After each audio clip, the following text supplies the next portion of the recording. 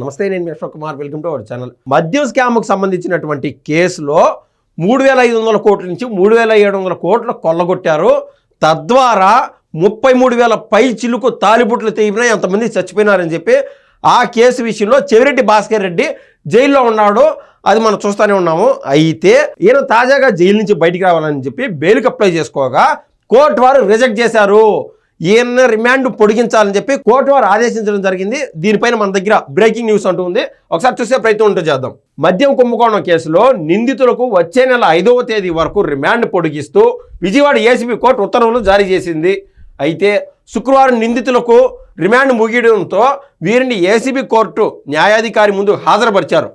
Bail వస్తుందేమో అనుకోని చెప్పి జడ్జి ముందు అయితే హాజరుపరిచారు. కానీ రిమాండ్ విధింపుపై నిందితుల తరపున న్యాయవాదులు అభ్యంతరం వ్యక్తం చేశారు. ఏ సెక్షన్ ప్రకారం రిమాండ్ పొడిగించారన్న అంశాన్ని తెలపాలని అయితే కోరారు. నిందితులు 90 రోజులకు పైగా జైల్లో ఉన్నారని, ఛార్జ్ షీట్ కూడా దాఖలైన కేసు దర్యాప్తు ఇంకా జరుగుతోందని సిట్ చెబుతోందని నిందితుల తరపున న్యాయవాది అయినటువంటి పొన్నవాల సుధాకర్ రెడ్డి అయితే కోర్టులో వాదించడం జరిగింది. విడతల వారీగా ఛార్జ్ షీట్లు వేస్తున్నారని, ఇలా సుదీర్ఘకాలం దర్యాప్తు జరిగితే కేసు కొట్టేయవలసిందిగా పిటిషన్ దాఖలు చేసుకోవచ్చని సుప్రీంకోర్టు తీర్పు ఇచ్చిందని అయితే ఆయన చెప్పినాడు.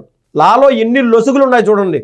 అంటే ఈ యొక్క సిట్ అధికారులు దర్యాప్తు ఏమో ముమ్మరంగా చేస్తూనే ఉన్నారు. ఈయనకు సంబంధించి చెవిరెడ్డి భాస్కర్ రెడ్డికి సంబంధించి ఇద్దరు అనుచరులు, ముఖ్య అనుచరులు ఎవరైతే ఉన్నారో కేసు నుంచి తప్పించుకోవడానికి మధ్యప్రదేశ్కి పోయి అక్కడికెక్కడికో పోయి ఆ పోలీసులతో మాట్లాడి వాళ్ళని అరెస్ట్ చేయడము, అంటే కన్నపడకుండా వాళ్ళు దాంకొని ఉంటే ఏం చేశారో ఏమో గిని ఆ యొక్క ఫోన్ కాల్ను పట్టుకొని వాళ్ళని పట్టుకొచ్చారు. అంటే ప్రతిది ఒకటి టైం టేకింగ్ ప్రాసెస్. అక్కడ కాక రెడ్ కార్నర్ నోటీసులు ఇచ్చి విదేశాల్లో ఉన్నటువంటి కొంతమంది ఈ యొక్క ఏదైతే మద్య స్కామ్ ఉండదో ఆ స్కామ్ చేసిన వాళ్ళని పట్టుకోవడానికి రకరకాల తంటాలు పడతానే ఉన్నారు. పాపం సిట్ అధికారులు, వాళ్ళకు సరైన సమయం లేదు. అయితే పొన్నవాల సుధాకర్ రెడ్డి చూడండి, జగన్మోహన్ రెడ్డి గారికి అత్యంత సన్నిహితుడు. ఒక మాటలో చెప్పాలంటే ఆయన కుటుంబ సభ్యుడిగా చూసుకునేటువంటి లీడింగ్ లాయర్ అయినటువంటి పొన్నవాల సుధాకర్ రెడ్డి ఏం చెప్తారంటే, లాలో ఉండే లొసుగు ఏకంగా జడ్జి గారికి చెప్తున్నారు. సారీ మాత్రం 90 రోజులు దాటింది కదా, మీ పాటికి మీరు దర్యాప్తు అని చెప్పి సారికి నోటీసులు చేస్తూ ఉంటే సుప్రీంకోర్టు ఇచ్చినటువంటి తీర్పు ప్రకారం కేసే కొట్టేయాలని చెప్పి ఆయన అయితే ఆ జడ్జి దగ్గర వాదించడం జరుగుతుంది. కానీ ఇందాక నేను చెప్పినట్టు ఏ 90 రోజులు ఆడ సరిపోతుంది. జగన్మోహన్ రెడ్డి గారు క్రియేట్ చేసినటువంటి వ్యవస్థ ఆ రోజుల్లో ఆశమాసిది కాదు. ఎంతమంది దగ్గర నుంచి ఎక్కడ డబ్బులు పోయినాయి అనేది అది తేల్చుకోవాలంటే కనీసం 2 ఏళ్ళు టైం పడుతుందని నేనైతే భావిస్తున్నా. ఎందుకంటే కేవలం నీటి బొట్టంత మద్య స్కాము ఢిల్లీలో జరిగితే ఆ కేసు బయట తీసుకురావడానికి, దాంట్లో ముఖ్యమైన దోషులు అరెస్ట్ కావడానికి ఢిల్లీ మాజీ ముఖ్యమంత్రి అయినటువంటి అరవింద్ కేజ్రీవాల్ కావచ్చు, లేకుండా కేసీఆర్ గారి బిడ్డ కవిత కావచ్చు, ఇటువంటి వాళ్ళందరూ అరెస్ట్ అయ్యేదానికి ఏకంగా సంవత్సరం నుంచి సంవత్సరంన్నర కాలం పట్టింది ఆ కేసును వెలికి తీయడానికి. నీకు ఉన్న పళంగా అంటే సిట్ అధికారులు ఆగమేఘాల మీద జగన్మోహన్ రెడ్డి గారు గతంలో సిబిఎన్ గారిని ఏ విధంగా అయితే అరెస్ట్ చేశారో తలా లేకుండా తాకో లేకుండా ఉండేటువంటి కేసులో ఆ రకాన్ని అరెస్ట్ చేస్తే బాగుంటుందేమో అని చెప్పి ఒక మాటలో చెప్పాలంటే ఈ యొక్క సుధాకర్ రెడ్డి చెప్పేటువంటి మాటలు బట్టి మనకైతే అర్థమవుతుంది. ఇంకా అంటే వాళ్ళు తప్పు చేశారు కదా అనేది చిన్న లాజిక్ ఉంటే చాలు, ఎత్తుకొని బొక్కలు వేసేయచ్చా? అలా జరపట్లే సిట్ అధికారులు. కరెక్ట్గా క్లియర్ కట్ ఎవిడెన్స్లు, డాక్యుమెంటేషన్ ప్రతి ఒక్కటి న్యాయబద్ధంగా చేస్తున్నారు. ఒకవేళ జగన్మోహన్ రెడ్డి గారు మాత్రం ఏదైనా సెల్ఫ్ గ్రడ్జెస్గానే ఉంటే ఈ టైంకి జగన్మోహన్ రెడ్డి గారు జైల్లో ఉండేవాళ్ళు. సిబిఎన్ గారికి అది లేదు. అది లేకపోవడం వల్లనే లాలో ఉన్నటువంటి లొసుగులన్నీ మాట్లాడి ఈ యొక్క సిట్టు అధికారులని చిన్నబొచ్చడం కానీ, ఏకంగా న్యాయ వ్యవస్థనే అవగరువరచడం కానీ ఇలా చేస్తూ ఉన్నారు వైసీపీకి సంబంధించినటువంటి వాళ్ళు. ఇంకా విడతల వారీగా ఛార్జ్ షీట్లు వేస్తున్నారని, ఇలా సుదీర్ఘకాలం దర్యాప్తు జరిగితే కేసు కొట్టేయాల్సిందిగా పిటిషన్లు దాఖలు చేసుకోవచ్చని సుప్రీంకోర్టు తీర్పు ఇచ్చిందని ఆయన చెప్తున్నాడు. అయితే ఏ సెక్షన్ ప్రకారం పొడిగించాలో స్పష్టం చేయాలని ప్రాసిక్యూషన్ తరపున న్యాయవాదిని మెజిస్ట్రేట్ అయితే కోరారు. అంటే సిట్ అధికారులకు సంబంధించి ఎవరైతే న్యాయవాదులు ఉంటారో ఆయన అయితే కోరినారన్నమాట మెజిస్ట్రేట్. దీనికోసం సమయం కోరడంతో మధ్యాహ్నానికి వాయిదా వేశారు. తిరిగి కోర్టు విచారణ ప్రారంభమైన తర్వాత వాదనలు జరిగినాయి. వాదనల అనంతరం రిమాండ్ను పొడిగిస్తూ న్యాయాధికారి ఉత్తర్వులు అయితే జారీ చేశారు.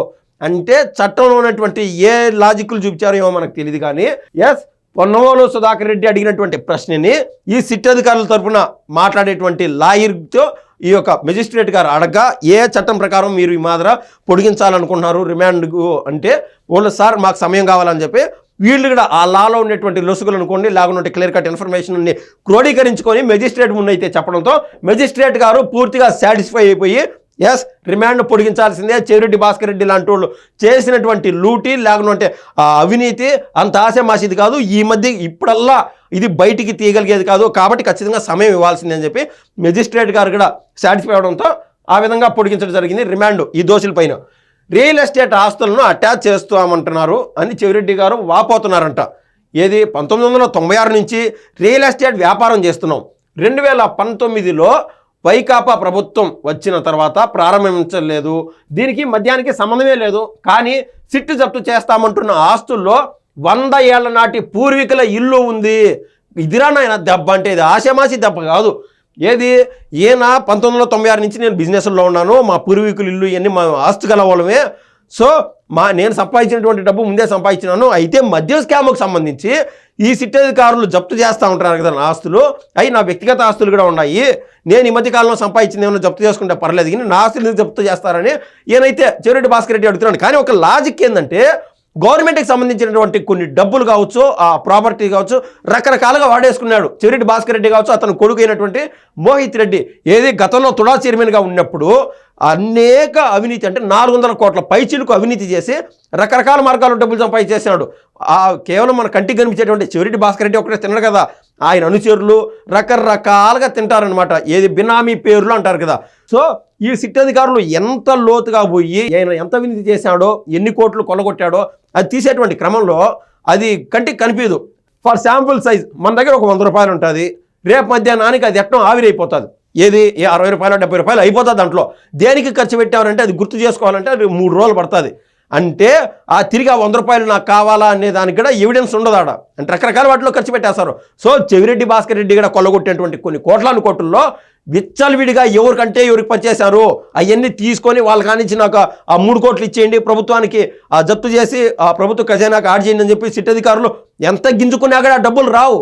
కాబట్టి ప్యారలల్గా ఈయన చెవిరెడ్డి భాస్కర్ రెడ్డి ఏదైతే సంపాదించుకున్నాడో వాటిని కూడా జప్తు చేస్తున్నాడు. ఇప్పుడు వస్తాయి అసలైన నిజాలు, ఎన్ని కోట్లు కొలగొట్టాడనేది ఈ రూట్లో పోతేనే ఖచ్చితంగా ఆయన చెప్తారని చెప్పి కొంతమంది అయితే భావిస్తూ ఉన్నారు. పూర్తిగా మాస్టర్ ప్లాన్ రోడ్డులో పోయిన 2 ఎకరాల స్థలాన్ని 35 కోట్లుగా చూపించారు. ప్రతిపక్షంలో క్రియాశీలకంగా ఉన్న నాలాంటి వారిపై ప్రభుత్వం మాట విని అధికారులు కక్ష సాధింపు చర్యలు చేపట్టడం అన్యాయం. మద్యం విషయంలో మాకు సెంటిమెంట్ ఉంది, దాన్ని కాదని లిక్కర్లో సంపాదించం. అయినా తప్పుడు కేసుతో నన్ను ఎంతకాలం జైల్లో ఉంచి ఆనందించాలని అనుకుంటుందో అంతకాలం జైల్లో ఉండే శక్తి భగవంతుడు నాకు ఇచ్చాడని చెప్పి మరోసారి ఈయన ఉద్ఘాటిస్తున్నాడు అనమాట కోర్టులో. ఒకవేళ ఈ చెవిరెడ్డి భాస్కర్ రెడ్డి అనే అతను కన్నా తప్పు చేయకుండా ఉంటే ఈ జగన్మోహన్ రెడ్డి గారు లేకుంటే ఆయనకు సంబంధించినటువంటి పార్టీ వ్యక్తులు హైకోర్టులో కాకుంటే సుప్రీంకోర్టులో కూడా వాళ్ళు పిల్లు వేసుకోవచ్చు. చెవిరెడ్డి భాస్కర్ రెడ్డికి అసలే సంబంధం లేదు. ఆయన ఒక అమాయకుడు, ఒక అన్న హాజరే, ఒక గాంధీ తాత. అటువంటి వ్యక్తి పైన ఎట్ట కేసు పెడతారు, ఎట్ట చిత్రహింసలు పెడతారని చెప్పి ఆటోమేటిక్గా సుప్రీంకోర్టు వారు ఈ ప్రభుత్వాన్ని ప్రశ్నిస్తుంది. అది సామాన్యమైన విషయం కాదు. అట్లాంటిది తప్పు చేయకుండా వైసీపీ వాళ్ళు ఇన్ని రోజులు జైల్లో ఉంటారంటే ఎవరన్నా నమ్మే ప్రసక్తేనా? ఎవరన్నా నమ్ముతారా అసలు? అంతెందుకు జనరల్గా ఆ మధ్య 8 కోట్ల రూపాయలు దొరికింది ఎలక్షన్కు ముందు. అది ఆ 8 కోట్ల రూపాయలు ఎక్కడ దొరికిందిరా అంటే తుడా వాహనంలో క్యారీ ఆన్ చేస్తున్నారు. ఆ 8 కోట్లు ఎక్కడి నుంచి వస్తున్నాయంటే ఇటువంటి వ్యక్తులు సమాధానం చెప్పలేకున్నారు ఈ రోజుకి కూడా. అంటే మాది కాదు డబ్బు అనేసరికి ఎస్ ఆ తుడా వెహికల్లో ఎందుకు ట్రావెల్ అవుతుంది ఆ డబ్బు? మీకు చేతనైతే చెప్పండి, టీడీపీ వాళ్ళు వాడుకుంటున్నారు, లేకుంటే జనసేన వాళ్ళు వాడుకుంటున్నారు ఆ తుడా వెహికల్స్ అని చెప్పగలుగుతావా? లేదు, మొత్తం నీ ఆధీనంలోనే 8 కోట్ల రూపాయలు ఆ రోజున పట్టుబడింది. అది లైవ్ ఎగ్జాంపుల్, ఓపెన్ ఎగ్జాంపుల్. దీనికి మీకు సమాధానం చెప్పేదానికే ఉండదు. ఏమంటే ఆ జోగి రమేష్ మాత్రం నేను దేవుడి కాడికి పోతాను, ఒట్లేస్తాను, దీపం వెలిగిస్తాను, ఇవన్నీ చెప్పడమే. ఇదే మాత్రం ఈయనకు సెంటిమెంట్ ఉన్నదంట. అంటే వాళ్ళన్నో వాళ్ళ కుటుంబ సభ్యులు ఎవరో మద్యం దాకి చచ్చిపోయాడని చెప్పి ఈయన చూడండి నాకు సెంటిమెంట్ ఉన్నది, దాని జోలు పావును అంటున్నాడు. తాగడ సరే, తాపిచ్చి డబ్బులు దండుకునేటువంటి వ్యక్తుల్లో జగన్మోహన్ రెడ్డి గారు పెద్ద తలైతే క్రియాశీలకంగా గ్రౌండ్ లెవెల్లో ఈ యొక్క కసిరెడ్డి రాజశేఖర రెడ్డి కంటే ఎక్కువ పాత్ర చెవిరెడ్డి భాస్కర్ రెడ్డిదే ఉంది అనేది ఎవరు మర్చిపోలేనటువంటి సంగతి. ఈ విషయం అంతా ఈయన వచ్చి న్యాయాధికారి ముందైతే చెప్పాడంట. అయితే న్యాయాధికారి స్పందిస్తూ ఆస్తుల జప్తుపై అభ్యంతరాలుంటే పిటిషన్ దాఖలు చేసుకోవాలని చెవిరెడ్డికి అయితే సూచించాడు. కోర్టు ఆదేశాలను మరోసారి ధిక్కరించిన చెవిరెడ్డి భాస్కర్ రెడ్డి మనం గతంలో చూసాం, సిట్ అధికారులకి ఓపెన్గా ఛాలెంజ్ చేశాడు. నెక్స్ట్ రానుంది మా ప్రభుత్వం, ఈ సిట్ ఆఫీస్కి ఎదురుగా నేను బిల్డింగ్ కట్టుకుంటాను, మీలో ఎవరిని వదిలిపెట్టను, ఎవరి కుటుంబంలో ఎలా దూరాలో మాకు తెలుసు, మీ కుటుంబ సభ్యులను టార్చర్ పెడతామని చెప్పి ఓపెన్గా ఆ రోజు స్టేట్మెంట్ ఇచ్చాడు చెవిరెడ్డి భాస్కర్ రెడ్డి. ఇప్పటికీ ఆయన యొక్క నైజం ఇంకా పోలేదు, అదే నైజంలో ఉన్నాడు. ఏమని చెప్తానంటే ఈ కేసు గురించి కోర్టు ప్రాంగణంలో మాట్లాడవద్దని న్యాయాధికారి ఇప్పటికే 2 సార్లు చెవిరెడ్డి భాస్కర్ రెడ్డిని అయితే హెచ్చరించారు. అయితే పూర్తిగా కోర్టు ఇచ్చినటువంటి ఆర్డర్స్ని తొంగలో దొక్కుతూ చెవిరెడ్డి భాస్కర్ రెడ్డి ఏం చేశాడంటే శుక్రవారం రిమాండ్ విధించిన తర్వాత పోలీసులు చెవిరెడ్డిని కారాగారానికి తరలించే సమయంలో ప్రాంగణంలో కరపత్రాలు పంచారు, మీడియా ఎదుట మాట్లాడాడు. అంటే నాది ఏ తప్పు లేదని చెప్పి ఆ కరపత్రాలు పంచడం, మళ్ళీ మీడియాతో అనవసరంగా మాట్లాడడం. ఒక్కసారి కేసు కోర్టులో ఉన్నప్పుడు అనేక కేసుల గురించి కొన్ని ఫిల్టర్స్ ఉంటాయి, అడ్డం మాట్లాడకూడదు ఏది పడితే, ఎవరైనా ఎంతటోడైనా. అటువంటిది స్వయంగా ముద్దాయే దోషే అటువంటి మాటలు మీడియా పరంగా మాట్లాడుతానంటే ఆయనకి కోర్టుల పట్ల ఏమాత్రం అభిమానము, ఏమాత్రం గౌరవము, ఏమాత్రం భక్తి భయాలు ఉన్నాయో ఖచ్చితంగా ఆలోచన చేయాల్సిందే. ఒకటే లాజిక్ మళ్ళీ చెప్తున్నా, ఒకవేళ చెవిరెడ్డి భాస్కర్ రెడ్డి కన్నా తప్పు చేయకుండా ఉంటే సుప్రీంకోర్టులో అయినా పిల్లు వేయచ్చు. నా అంత అమాయకుడు లేడు, ఎందుకు ఈ ప్రభుత్వాన్ని హింసించాదని చెప్పి అవసరమైతే అక్కడ పిల్లు వేసుకోండి. నీ భాగోతం ప్రపంచం అంతా చూస్తుంది కదా. ఆల్రెడీ మిథున్ రెడ్డి వ్యవహారం చూసింది, ఇంక నీ వ్యవహారం కూడా అంత బట్టబయలే విధంగా ఉంటుంది. దాంట్లో మార్పులు చేర్పులు ఏమాత్రం ఉండవు. ఇది ఇవాళ అంశం. దీనిపైన మీ అభిప్రాయం తెలియజేస్తారని కోరుతున్నా. ధన్యవాదాలండి.